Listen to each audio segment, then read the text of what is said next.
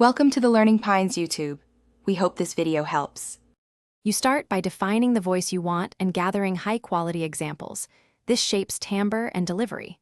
Once done, record 5-10 short seed samples at a consistent mic distance to capture breath and resonance. Make sure files are 44. 1 kHz WAV, mono, with minimal background noise so modeling learns clarity. You also tag samples with emotion labels and pacing notes. This helps the synthesis model reproduce subtle cues and keeps your first training pass efficient and focused. You now feed the prepared samples into your chosen synthesis pipeline and monitor training. This is where tone becomes consistent. Once training starts, use an 80/10/10 split so validation guides hyperparameter tweaks without overfitting. Make sure to run short epochs and listen to intermediate samples. Adjust learning rate and regularization if artifacts appear.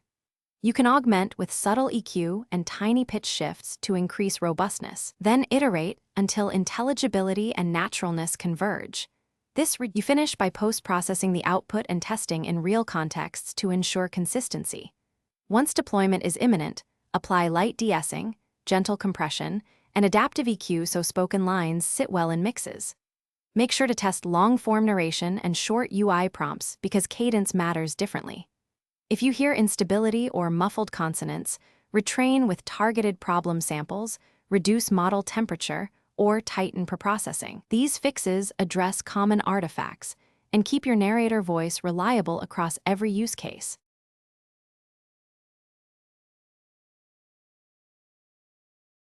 Thanks for watching. Consider subscribing if we helped you.